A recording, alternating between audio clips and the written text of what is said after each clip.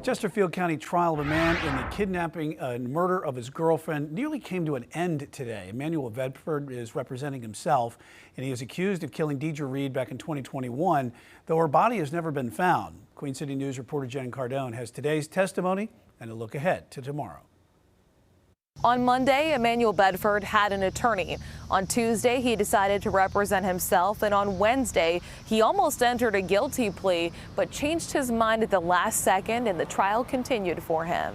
For someone who has no legal experience, I could clearly see where you were going and see the points that you were trying to make, and you did a good job of representing yourself. I do want to commend you for that.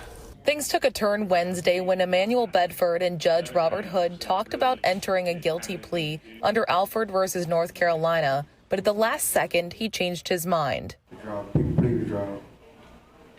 So they did. After a morning of learning about Deidre Reed and Bedford's phone records at the Charlotte Greyhound bus station on September 3rd of 2021, we learned that Reed's phone goes over 5 hours without any location-based information, but later comes back on the network that night in Girard, Georgia. That's kind of one of the things that as I'm reviewing these records is interesting.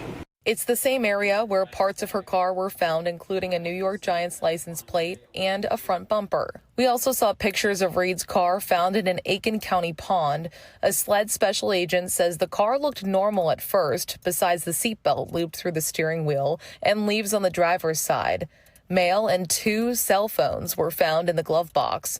Bedford pushed to ask about a knife in the trunk. We processed it with the LCD, but got negative results on it. Okay, and so that wasn't significant to you? Right. However, blood with Reed's DNA was found on and behind the passenger seat, door handle, and visor. She literally started grabbing stuff. She was glad at me.